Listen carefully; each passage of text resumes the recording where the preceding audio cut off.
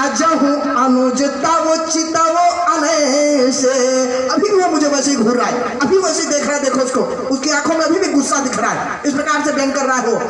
एही के कंठ कुठार न दीन्हा तव मैं काह कोप करी कीन्हा। आज इसको मार नहीं दिया ना तो मैंने व्यर्थ ही आज तक क्रोध किया है। गर्भ श्रवही अवनि पुरवनी सुनि कठा कुठार गति घोर। परसु जियत परसु अछत देखो जियत बैरी भूप किशोर। हाथ में ये फरसा लिया हुआ हूं मैं, लेकिन सामने फिर भी मेरा बैरी जीवित दिख रहा है। ये क्या हो गया है आज, ये क्या हो रहा है आज कि बहई नहात दहई रिस छाती। हाथ क्यों नहीं चल रहा है इतनी देर से, हाथ क्यों नहीं बहा इसके ऊपर, चला क्यों नहीं फरसा, आग तो लगी जा रही है हृदय में। भा कुठार कुंठित नृपगाती। लगता है कि कुठार को तो कुछ नहीं हो गया, मेरे फरसे को तो कुछ नहीं हो गया।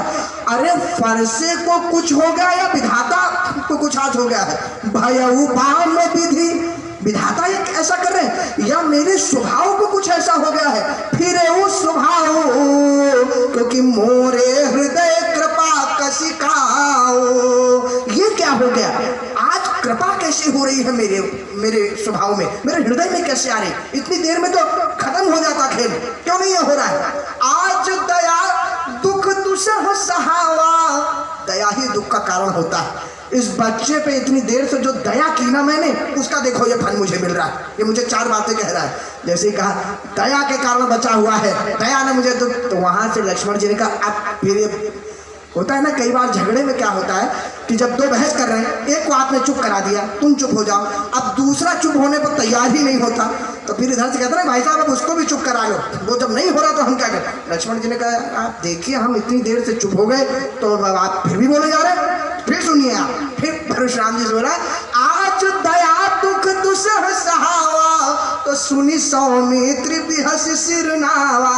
अरे महाराज दंडवत, क्या दया है आपकी, आज पहली बार ये दया है आपकी। वाह, गोस्वामी जी ने दोहावली में लिखा एक दोहा कि पेरत कोल्हू मेली तिल सिली सनेही तिली सनेही जानी। जो कोल्हू होता है ना वो तिल को अपने कलेजे से लगा लेता है और पीसता है। तो क्या कहा, वाह क्या प्रेम है, गले से लगा के पीस के खत्म कर देता है। देखिए प्रीति की रीति भली अब देखिए रिसानी। जब कोल्हू का प्रेम ऐसा है कि जिसको गले से लगाता है उसको पीस के खत्म कर देता है, तेल निकाल देता है, तो वो जब किसी पे क्रोध करता होगा तो क्या उसका सत्यानाश करता होगा। बस वही बात लक्ष्मण जी महाराज भी कह रहे हैं कि महाराज ऐसी कृपा आपकी मैंने पहली बार देखी, ऐसी दया जब आप करते हैं महाराज तो कभी क्रोध करेंगे तो न जाने कल्पना से बाहर कर क्या देंगे आप। सुन सौमित्र बिहस सिर नावा कि बाहु कृपा मूर्ति अनुकूला बोलत बचन झरत जनु फूला। क्या कृपा की आप मूर्ति है, बचन से तो बिल्कुल फूल झर रहे हैं आपके जब आप बोलते हैं। और महाराज जब ऐसी कृपा आपकी है तो चौपय कृपा जरी मुनि गाता। कृपा में इतनी आग लग रही है तो क्रोध भय तन राख विधाता। जब क्रोध करोगे तो क्या करोगे महाराज, मुझे समझ नहीं आ रही है बात। अब परशुराम जी महाराज बोले फिर बोल दिया ये, फिर मेरी बात काट दी इसने, फिर मेरा अपमान कर दिया। अब एक तरफ कह दिया राम जी तुम्हारे कारण छोड़ रहा हूँ, दूसरी तरफ कह दिया कि विश्वामित्र जी तुम्हारे कारण छोड़ रहा हूँ। बोले कौन बचा, तो याद आया कि वो जनक जी आए थे, रे धनुष नहीं तोड़ो और ये मत करो। तो परशुराम जी ने कहा जनक ध्यान दीजिएगा, आप किसी के यहाँ मिलने गए, मान लीजिए हम ही यहाँ आए हैं, बाबू राजीव सिंह जी के यहाँ मिलने आए और बैठे, कोई आकर के हमसे बहस करने लग जाए, हमारी बेइज्जती करने लग जाए, एक उदाहरण दे रहा हूँ, ऐसा नहीं, उदाहरण के तौर पर कोई बहुत अपमानजनक करने लग जाए, तो बाबू राजीव सिंह जी का ये उत्तरदायित्व है कि ये उनको पहले चुप कराएं, क्योंकि हम बाबू राजीव सिंह जी के यहाँ आए।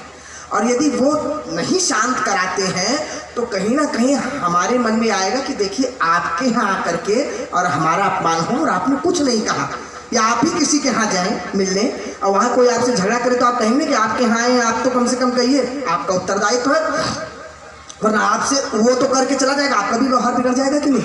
तो परशुराम जी ने कहा जनक ये सब तेरे यहाँ हो रहा है इतनी देर से, तेरे यहाँ मुझे इस प्रकार से बेइज्जत कर रहा है लड़का, और तू देख रहा है इतनी देर से तमाशा, तू भी इसमें सम्मिलित है, तेरे को नहीं छोड़ूंगा मैं, वरना इसको कर बाहर कर।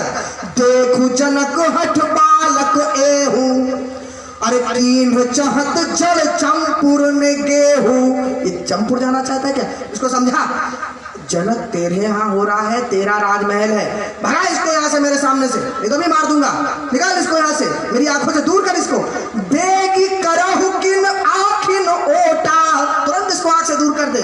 देखत खोट छोट नृप ढोटा, छोटा सा दिखता है लेकिन है खोट नृप ढोटा, भगा इसको दूर कर आंखों से। लक्ष्मण जी महाराज ने हाथ जोड़ के कहा, महाराज आंखों से दूर करेंगे हमको। बिहसे लखन कहा मन माही, और माताओं बंधुओं मानो जीवन का सार कह दिया लक्ष्मण जी महाराज ने आधी अवधाली में। है तो व्यंग, लेकिन व्यंग यदि उतार लें आप जीवन में तो आधा जीवन तो यूं कर जाए। बिहसे लखन कहा मन माही, कि मुंदे आंख कतों को नाही।